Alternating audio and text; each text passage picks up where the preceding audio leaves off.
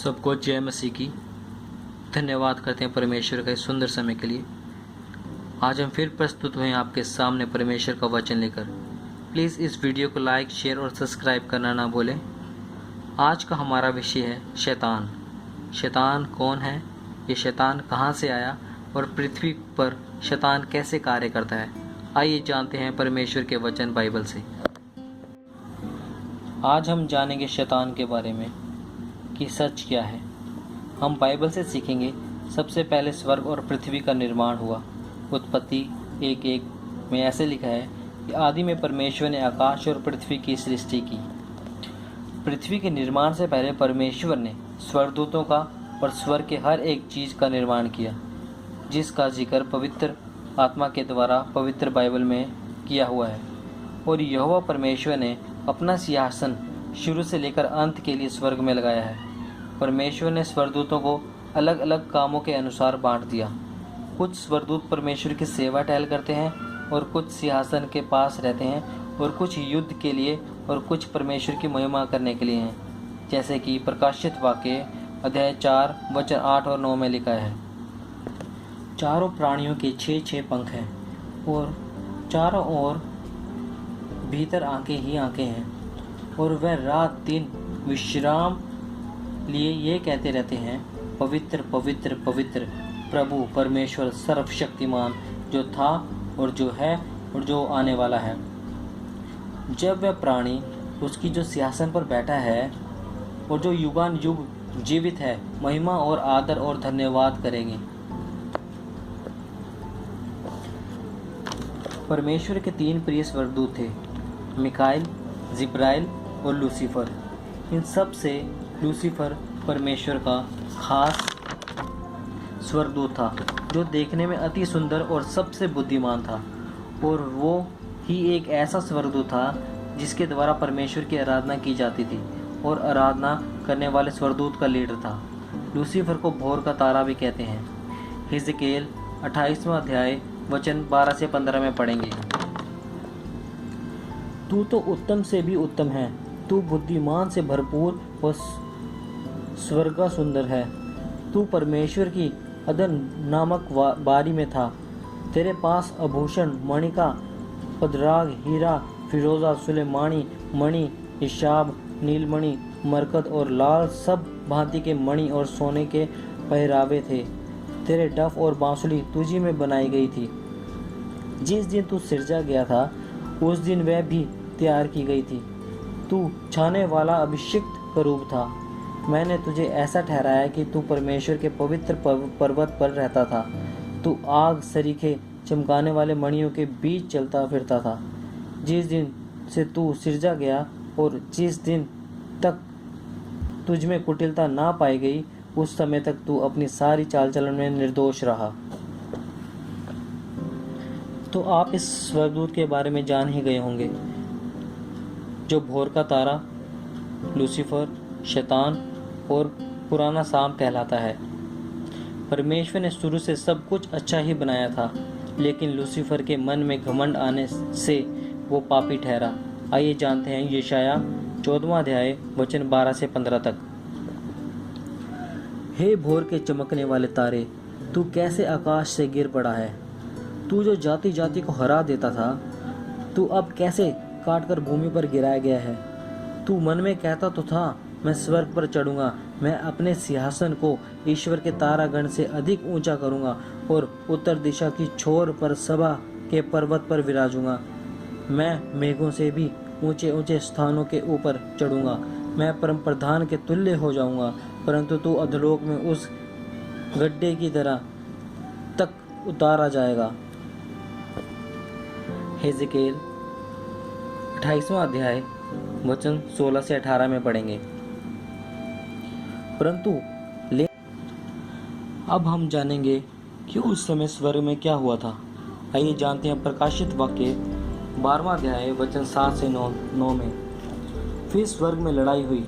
मिकाइल और उसके स्वर्गदूत अजगर से लड़ने को निकले, और अजगर और उसके दूत उससे लड़े, परंतु प्रबल ना हुए, और स्वर्ग में उनके लिए फिर जगह ना रही। तब वह बड़ा अजगर अर्थात वही पुराना सांप जो इब्लिस और शैतान कहलाता है और सारे संसार का भरमाने वाला है, पृथ्वी पर गिरा दिया गया और उसके दूत उसके साथ गिरा दिए गए। लूसीफर के साथ जितने भी स्वर्गदूत थे, 1/3 मतलब 33 करोड़ सबके सब स्वर्ग से गिरा दिए गए। और जो मान सम्मान लूसीफर स्वर्ग से परमेश्वर के तुल्य होके पाना चाहता था और अपनी आराधना कराना चाहता था और अपनी महिमा कराना चाहता था, वो स्वर्ग में तो ना पा सका, लेकिन धरती पर उसने किया।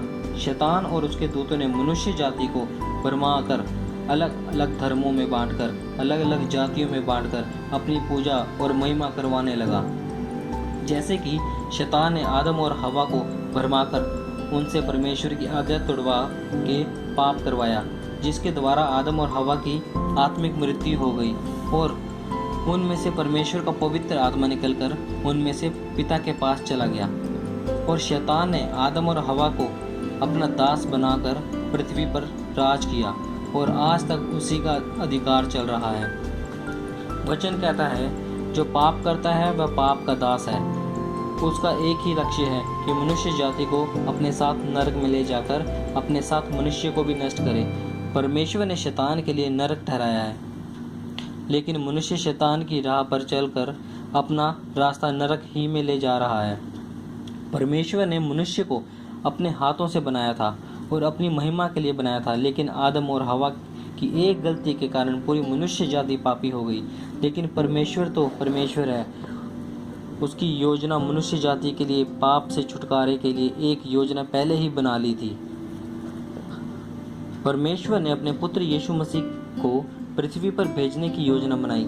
जैसे यूहन्ना 3 अध्याय 16वें वचन में यूं लिखा है कि पिता ने जगत से ऐसा प्रेम किया कि अपना एक लौता पुत्र दे दिया, कि जो कोई उस पर विश्वास